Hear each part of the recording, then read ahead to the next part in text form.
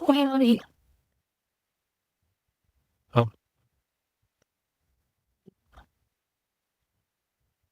Oh.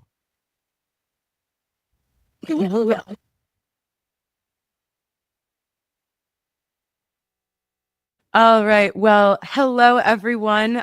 Coming to you with a special bonus episode of Good Morning Hospitality.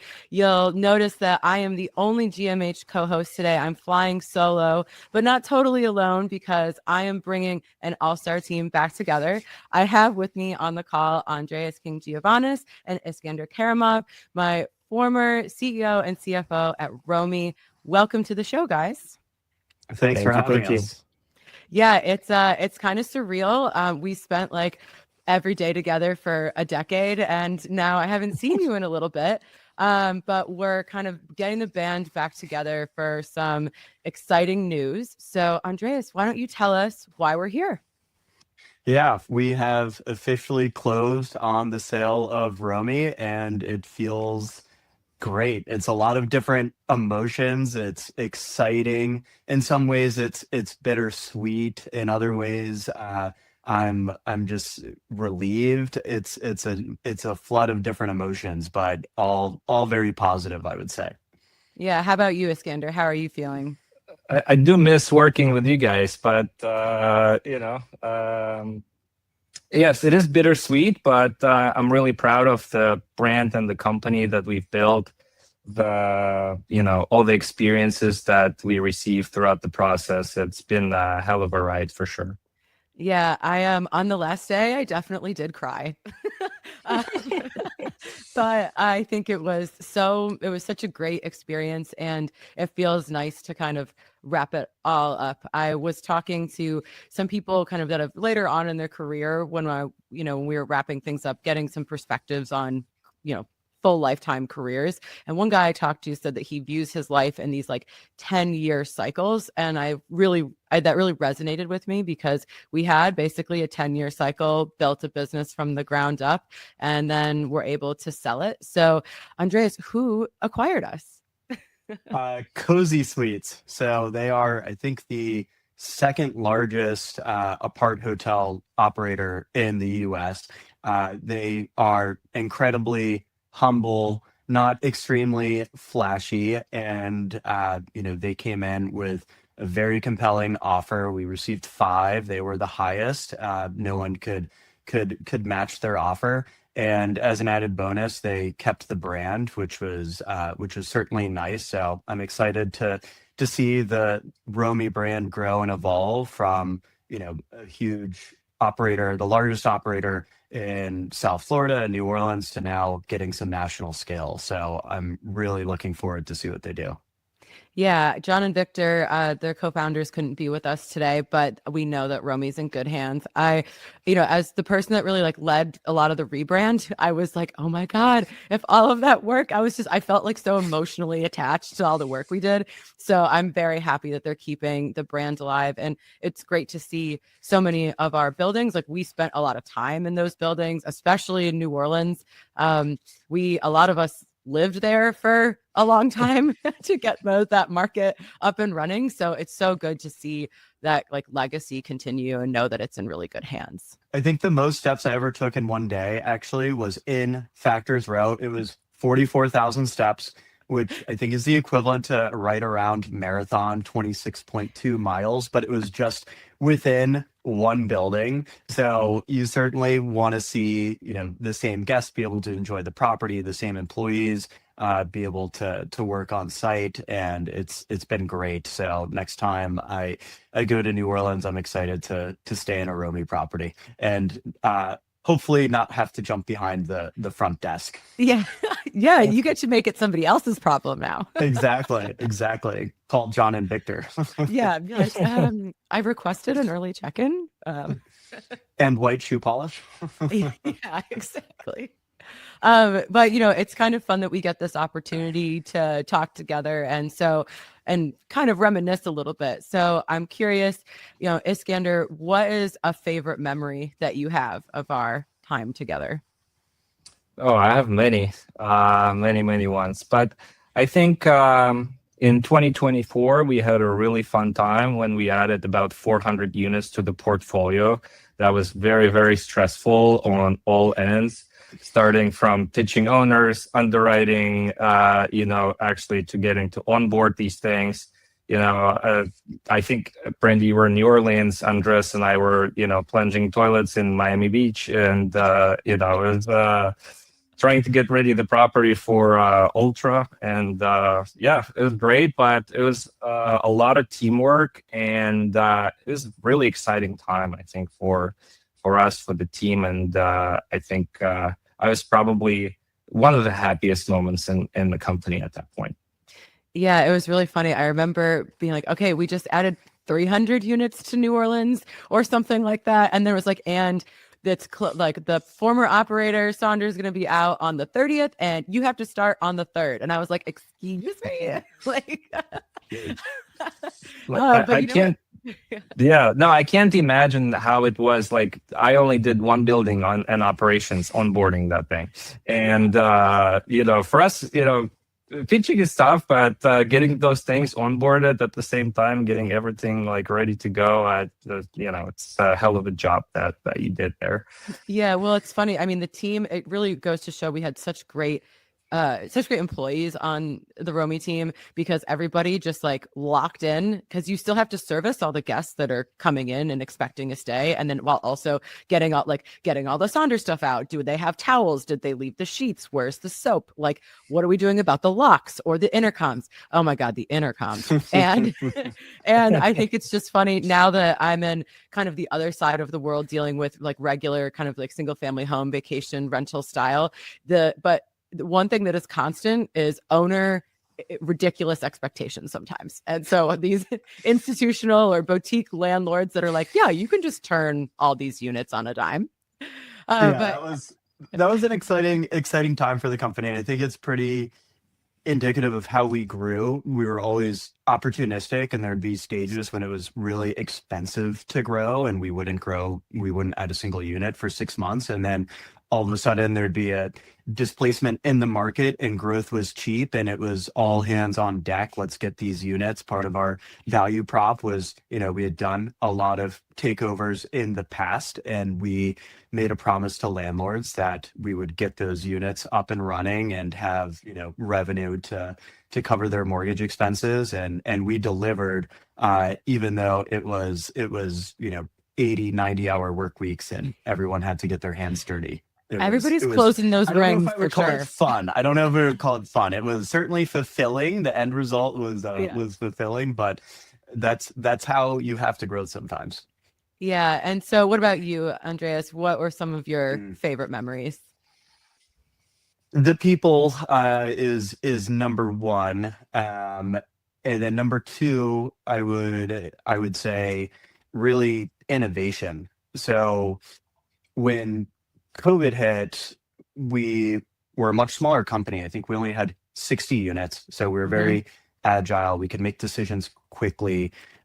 We didn't have to go through a lot of red tape to kind of navigate that. So when I think about, our virtual concierge, when we put someone in the Philippines on a video conferencing monitor and had this contactless check-in where you could still look at someone face to face at eye level and get responses in real time, and have, a new door code, an early check-in, a restaurant recommendation, a bill or receipt sent to your email. All of that could be done from anywhere in the world. And so COVID was this catalyst of innovation for us, where we said, you know what, if we were a Marriott hotel, there's no way we could do this, but we're not.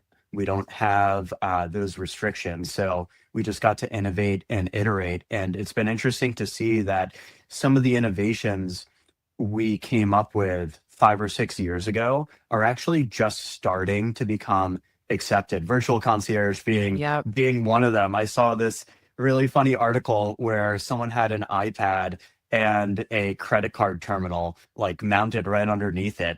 And I think it was like a Days in Miami, and it went viral. And it was interesting because it's controversial. Some people thought it was totally fine, and then other people wanted the real human experience. But the critics and the supporters all thought it was novel, and it was interesting to see. You know, we did that 6 years ago. Yeah, you're like, hey, we started this trend. Yeah, that's right. So I would just say the iteration, you know, if you remember, we first started with those mobile robots. It was essentially an I have iPad a on video Segway. of you like in the Factors Row common room. Jesse took it, and you are literally trying to hit me with the robot. You're chasing me I am around the common robot. room. I You're on the am robot. the guy on the Yeah. iPad, and I'm like going, and it like overcorrected, and then overcorrected again, and then Yeah. ended up ramming Brandy. So yeah, there was probably 5 or 6 iterations from the end product of Virtual Concierge that and that was great. Just kind of having creative free will to go and try something and then iterate. Yeah, I have to say, like your first comment about people, that's, you know, it's not a favorite moment, but just a general thing that I really have such fondness for was our leadership team. We had so many great people on this team, and we met every week. We had these quarterly meetings, and we sat down and addressed, like, over the years, we had to confront some like pretty big challenges.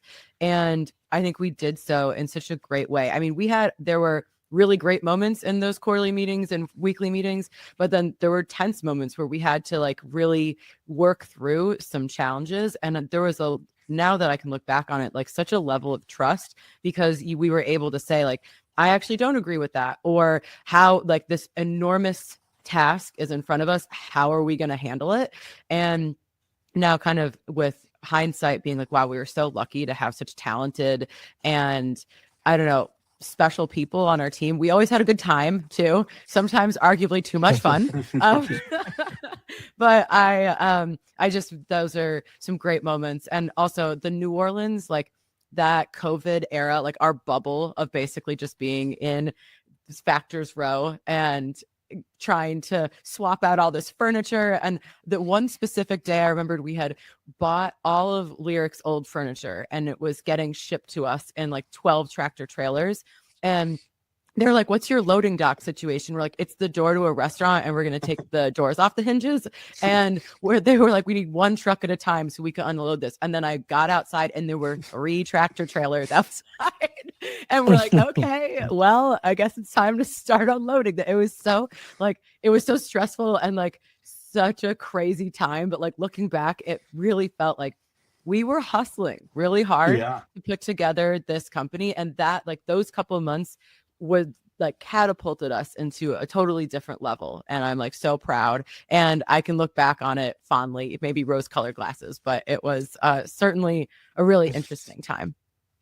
Yeah, no, that's so true. So I want to put you on the spot, Brandy. I'm asking questions now. Okay. One of my favorite things was the core values, and I still live these in my personal life. And I think if I were to, start a new organization, I honestly don't know if I would change any of the core values. I thought that is what, drove the culture and made us such a strong, healthy team. So can you name all of our core values? Oh, shit. Yes, I can. Okay. Humility with confidence, value of the dollar, positive attitude, team first, engaged.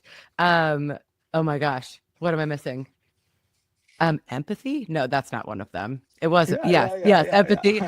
Was it 6 or 7? What am I missing? Humility with confidence. You had kind of mentioned it with the tractor trailers. Oh, adaptable. Yes. So it's funny. It's funny because I'm like, oh shit. But I say it's so funny because those, like, all of those things were so ingrained in us that I say value. I like randomly put like value of a dollar in conversations. Like if there's something like where we like save money on flights, or like something happens out in the wild I'm with friends that have no idea, and I'm like, oh, value of a dollar, and value of a dollar. What does that mean? I tell my wife that daily. Yeah. Understand the value of a dollar. A dollar. Yeah. And I think that was Iskander's favorite core value. For sure. Finance is where dreams go to die. That was just one that Tessa and I love to throw around. Sometimes. Sometimes. But that's, that is another good point. The core values were so important. And it was really great, to be able to hire and fire based on those. And when people weren't performing well, it wasn't always necessarily that they weren't doing the task wrong. It was that, what is your attitude about this? Like, are you like, oh, this is my lane, I was hired to do this one thing and I'm not going to step outside the box? As anyone in hospitality knows, like, you need people that are going to be willing to cross-pollinate and lend a hand. And I think it was great to see so many employees look out for each other, look out for the company, really treat like money as their own. I think one of the employees that was best at that is Tom Armley. He was one frugal guy. He was finance's best friend. And so many people I think about, we had such a great team, and I'm really proud that we built that, and that we were able to, that so many of those people are still able to continue to like be with the company is fantastic. Yeah. No, that was I'd say the other added bonus, keeping the brand, keeping the properties, and then keeping the employees was great.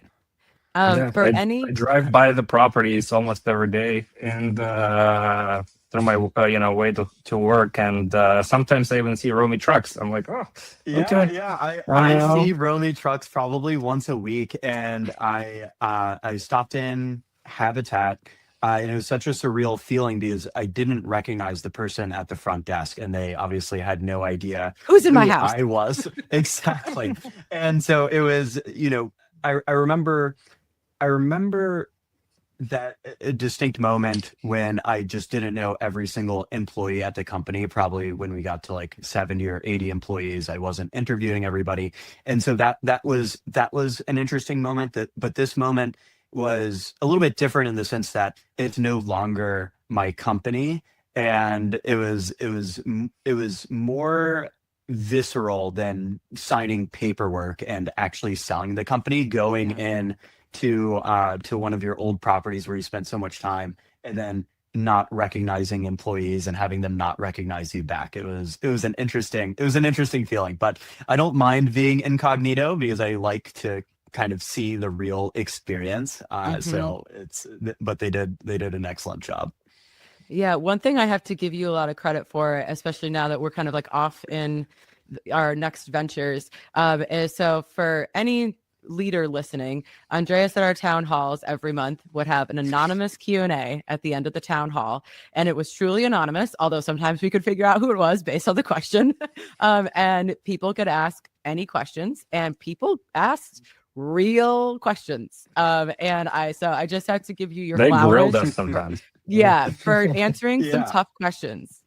And I want to say, not only was it anonymous and unfiltered, but it was real time. So it wasn't like we had the opportunity to say, oh, let's screen this question, we don't want to ask it. As soon as someone hit send, the entire company could see it. But that was really the right way to do that. I remember one of our quarterly meetings, we were like, do we want to have this level of transparency?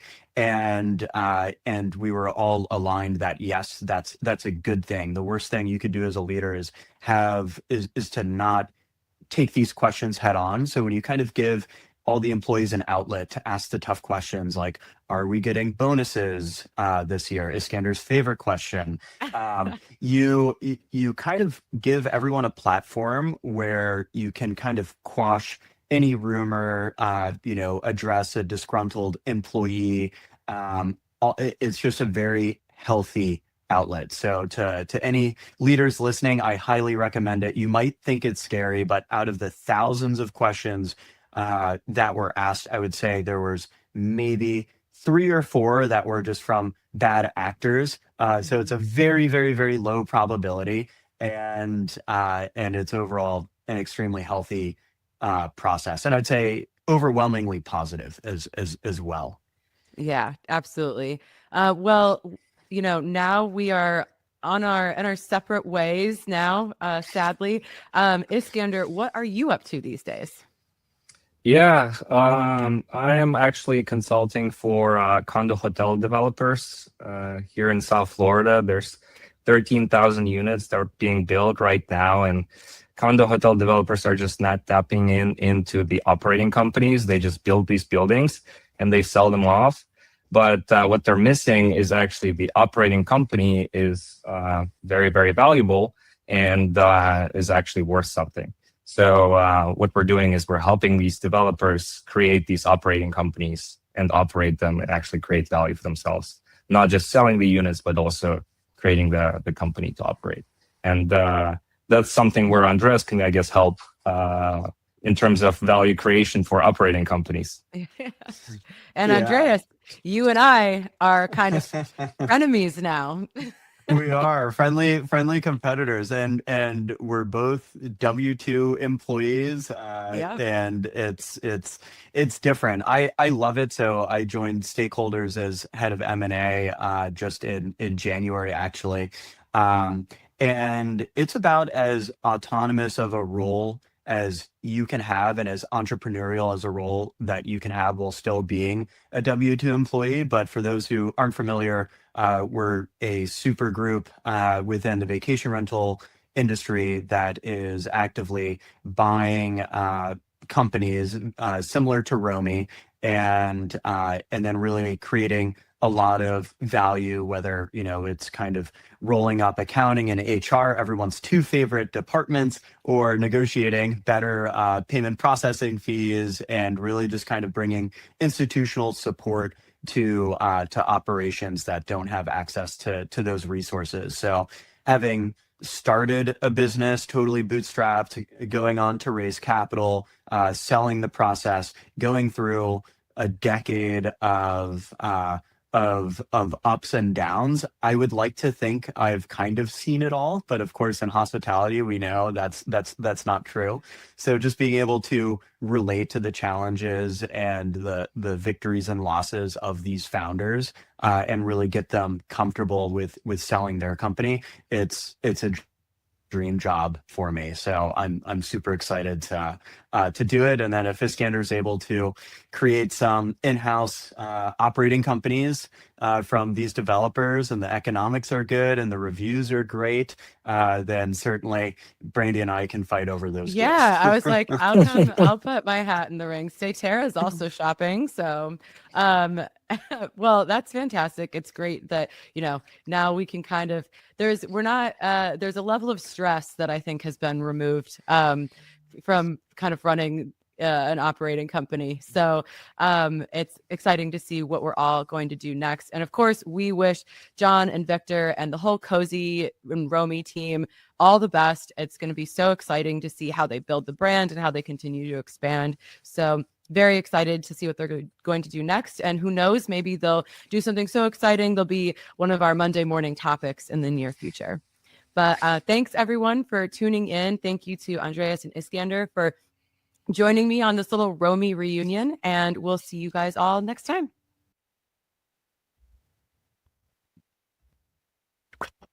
Oh. Well, Oh.